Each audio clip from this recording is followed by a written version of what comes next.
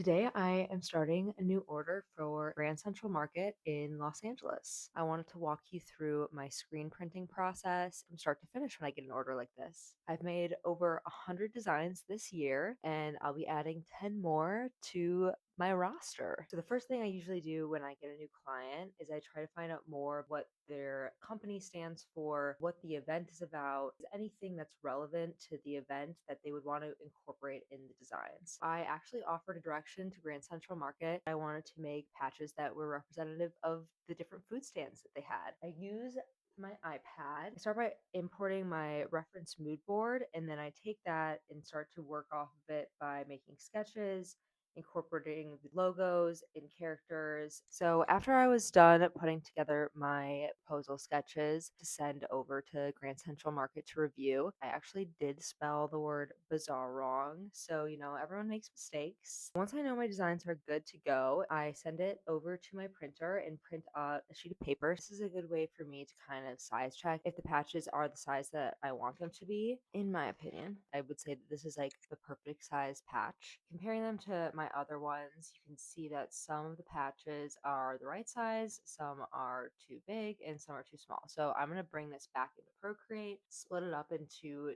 two different artboards, and make all the patches the correct size. Compared to my example patch, all of these are looking like the correct size now. Now that I have my designs printed out, I can start my screen making from start to finish. This takes me a minimum of 3 days, so you're about to see some outfit changes. I use Speedball, screen filler, and drawing fluid. For a frame, I use this frame that I got off Amazon, which I will put a picture up here. For a screen, I use silk organza. You can buy it off Amazon. For your tools, you're going to need a squeegee and then a toothbrush. Try not to get the ones with the rubber on them. Scrub, scrub, scrub. For my ink, I also use Speedball. Just remember to get the fabric kind. All right, take the silk organza and cut it down to the size of my frame. This frame has a bar that secures the screen, and then it comes with a tool to tighten each of the bolts.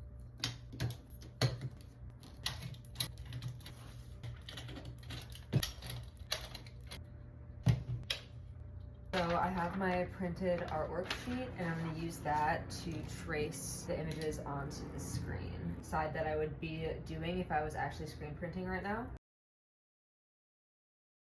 Now that all of my artwork is done, I'm going to flip it over so it's backwards. I'm going to be taking the drawing fluid and drawing all of my different patches.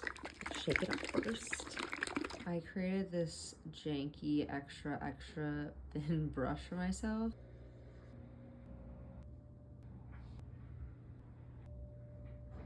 Here I am the next morning. I let my drawing fluid dry overnight. We're ready to put the screen filler on. The side that I was painting on has a little bit of a bump to it, and we want to flip the screen upside down so that the flat side is now facing up. So you want to do this carefully because the drawing fluid is actually sticky, so if it touches the surface you're working on or anything else, it may actually mess up your drawing. I'm going to center it the best you can.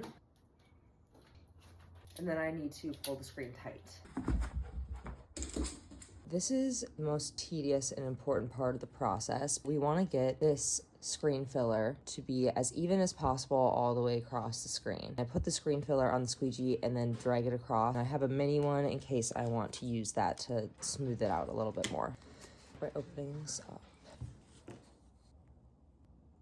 and I turn it down so the paint is facing the screen. And then I just keep repeating that process.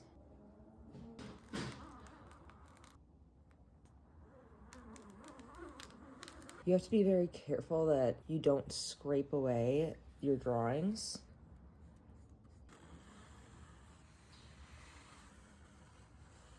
So the screen is looking pretty good. You can see all of my drawings are showing through. I ran into an issue with a big bump of paint getting stuck here, but I think that on the other side it will look okay. We're gonna let this sit exactly where it is and dry for the whole day. Meanwhile, I have started prepping my second screen. It's the next morning and my screen is completely dry, so now I'm going to wash away the drawing fluid using hot water and a toothbrush.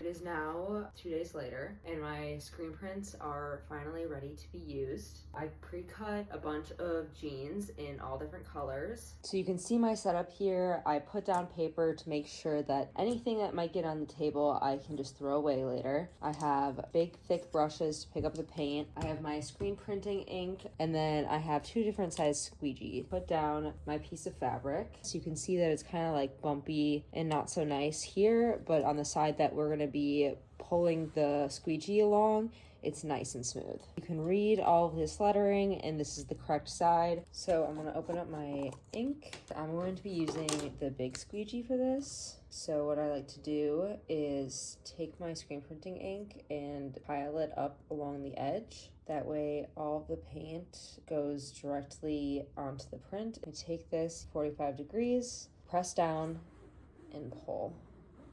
Awesome, that was it. Very, very good first pull. I'm gonna go one more time. And let's see how it looks. Looks good.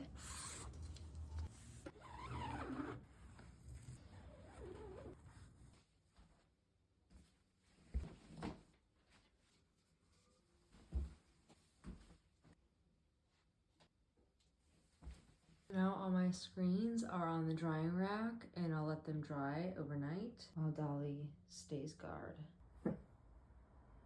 So it is now Wednesday. I have finished making my screen prints. It's going to be a night of putting on backings and doing a lot of cutting. What I'm going to be doing is taking my iron and using Heat and Bond Ultra Hold to the back of my swatches, cut them out, and then later when I'm ready to iron it on, all I do is peel off the paper backing and use the iron again. So I cut down the swatches so that I don't waste any of the Heat and Bond material. There's 2 sides, one is smooth and one is more textured. You want to make sure that the textured side is facing the back of your fabric and then it will bond using the iron. I find it way easier to cut out the patches after you've added the backing material so that you can make sure that the material goes all the way to the edges. Being able to bring this workshop to Grand Central Market was such a wonderful way to end 2025, to make these designs and help people customize their hats, their jackets, their clothing. I really feel like I get to see a little glimpse of everyone's personality that comes by my booth. Thanks so much for watching, and I'll see you at the next one.